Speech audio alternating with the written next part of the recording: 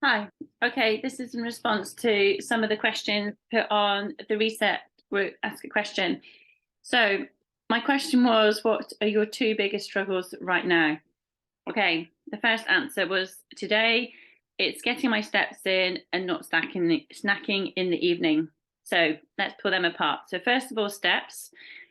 Steps is trying to plan it as much as you possibly can. So look ahead at your week, for example, on a Sunday, and as much as we can, we get into a habit with our steps. So it might be you think, okay, my minimum is 8,000 steps a day, but on a Wednesday, I am not going to be able to get that. Whatever happens, I'm going to be at 3,000. So then you look back and go, okay, so I know that on Monday, Tuesday, and Friday, I can get 10,000 steps in. On other days, it might be five or six. And so you plan it out, and then you can go, okay, because steps are all about your health. Weight loss, fat loss, health, strength, you know, it is all about making you have that longevity of life and live longer because there's a direct correlation with your longevity of health and your daily steps. So it's your daily movements, what we do every day. So if you are struggling to get your steps in, plan ahead and look ahead and go, right, okay. And if you get to 8 o'clock at night and you've had no movement that day, get in a habit of going out and going for a 10-15 minute walk. If you try to have a habit of a 15-minute walk every day, probably won't happen every day. If it happened 5 times a week, that is ace. So hopefully that might help with steps. So not snacking in the evening. Snacking in the evening tends to be a habit that we don't actually need to do. Most of us do it because we feel we deserve it. We've worked really hard during the day. We sit down, we're relaxing, we feel we deserve to have the snacks. So pull it back a little bit and think about your 3 meals. Did you have enough protein and veg within those meals that sustained you throughout the day? Have a think about why you want to snack in the evening. Is it to make you feel good? Is there other things you could do to make you feel good? So you could have things, the 5 things you can do other than snacking. Is it talk to a friend, have a drink, go for a not have a drink of alcohol, but have a drink of water, phone a friend, go for a walk, or just not. So, but your 5 things are going to be different from you. So you're trying to think snacking in the evening, it can become a habit. Quite often, especially in the summer, I have people that have ice cream in the evening, it becomes every day.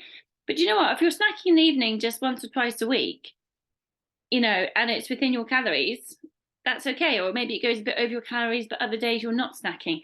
So it's thinking about the habit.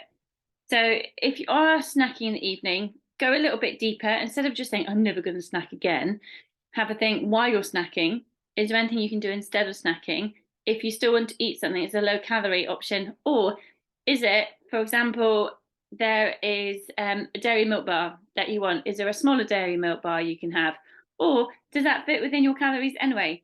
I mean, it might be just have the chocolate bar, but if you think of it like an afternoon tea, if I went and had an afternoon tea lovely once a week, um okay ish, but if I did it every day, it's just going to be too many calories and I'm going to gain weight because I'm not going to have the energy balance. So if the snacking is taking your energy balance over the top and it means that you are having the weight gain, then maybe you need to look at it. Maybe you need to have your evening meal a little bit later, maybe at 7 or 8 p.m. to try and stop that. Maybe you have slightly less of your evening meal so you know that you can leave some room, because your energy balance is a bit like your bank balance, isn't it? If we keep spending and spending and spending, we go into overdraft and then we get into all sorts of trouble. And that's a bit the same with the energy balance. If we keep eating and eating and eating or drinking, having more and more calories in, our body just can't cope with it. So it creates it into fat. And then our body grows. And that's not always great for health. And quite often people are on the reset because of they want to feel a bit leaner, feel a bit fitter, stronger, healthier. It's not always about weight loss. It doesn't always need to be about weight loss.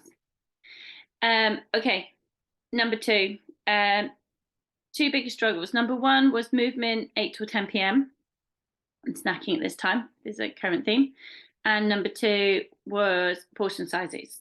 Okay, so hopefully the first answers helped with movement 8 to 10 p.m. Without movement 8 to 10 p.m., I imagine it's because you're really tired between 8 to 10 p.m. and need some rest. So you could also think about your bedtime and think, does bedtime need to come a little bit before? Do you need to have a nighttime routine? if you feel you need movement from 8 to 10 p.m., I would definitely bring in that time to do a gentle workout, maybe just do an arms workout on the app or a core.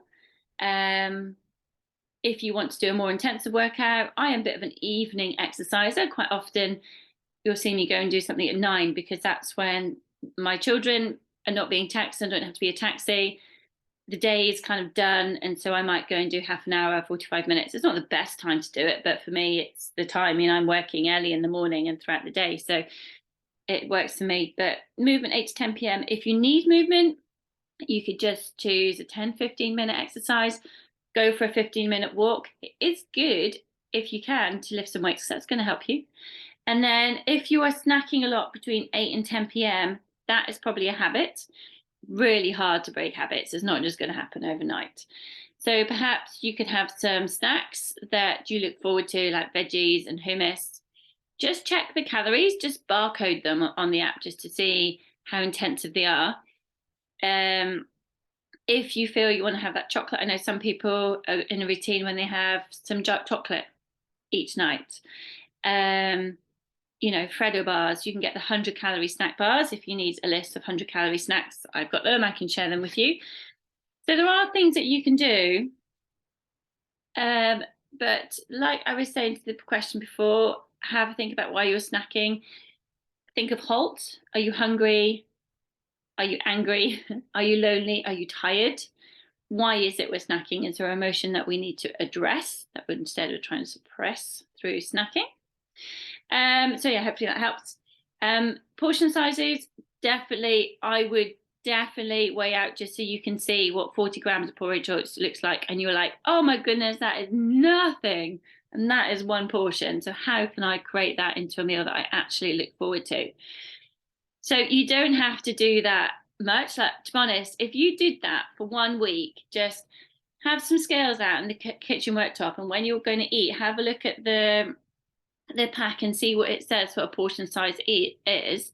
And if you start to just check in what portion sizes look like, it will help you long term. I've got people who did a reset 3 years ago, and they will still use that same knowledge. So the reset, this 6-week reset, is all about instilling us with tools that we can use onwards. Okay, so portion sizes, definitely get to grips with what a portion size looks like, because that massively helps. The example I always use is my husband with his cereal.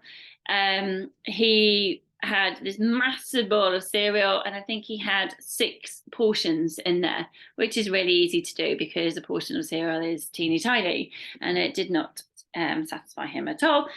But it gave him that knowledge to go, oh, actually, that is really calorific that I'm having in the morning. I don't really need that.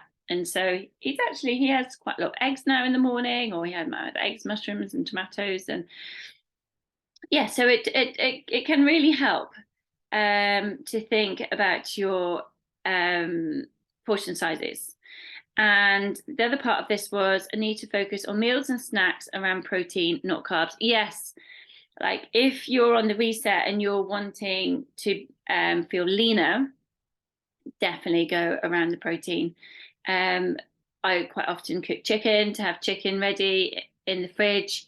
I quite often do a concoction of lentils and beans, so I've got a bit of a veggie concoction as well that I can go to. Because quite often the meals and snacks, they become the high density calorific carbtastic, which has got a place for it as well. I'm not anti-carbs, but if you're on the reset and you're wanting to feel leaner, then yes, definitely focus on your protein. Okay, third one, water. How can it be so difficult to drink enough? This one makes me laugh because Lou, it's the same one with Lou every time. So water can be a real barrier to people. But I listened to a really great podcast the other day. It was Michael Mosley. He does some great podcasts, like 10-minute, one thing, I think it is. And he talks about water. And he basically said, if you drink water at every meal, you're done. That's fine. So I tend to have a pint of water that I will have in the morning when I wake up. A pint done and dusted. I try and drink water with every meal. I love tea, but I try and drink decaf when I can, and herbal teas. Actually, I don't actually drink much decaf anymore. I have herbal because someone scared me off decaf. She worked in a decaf factory and she said, "Don't drink decaf, Kirsty. Go for herbal teas." Not that I want to scare you into that. But water, again, plan it in. If water is a barrier, plan it in. Water is so good for us. It is going to make you feel energized. It's great for organs. It is great for weight loss. It's great for our skin. It is literally, if we had to pay for water, we'd be paying a lot of money. Well, we do pay for water, but definitely go for your water. How can it be difficult doing the workouts? Plan the workouts in, plan it like you would a work meeting. You wouldn't miss a work meeting. Plan it like you would do your washing. Make it an important part of your week. Make it the part of the week that is for you. Prioritize it. You know, NHS, I put on the reset, yes, 75 minutes vigorous, 150 minutes sedentary, but that's just a guideline. That we want to get movement. We want to get our muscles nice and strong. We want to feel good. So the workouts are going to benefit you. Remember how good you're going to feel afterwards. If you're exhausted, you don't need to be going high intensity. You could go with the mindset going, do you know what? I'm going to do 5 minutes and then see how it goes. Quite often I'll do that. I'll say, right, I'm just going to go out and do 10 minutes. 40 minutes later, I finished. So yeah, so it's about the mindset, isn't it? Okay, so that's it for now. Hope everyone's all right. Just message me if there's anything I can do. Make sure you are listening to those videos week 1, week 2, week 3, week 4, etc. Go back and listen to the first one as you need. Go back and listen to anyone that you need to. If you need anything, let me know, and I'm here to support you. Bye.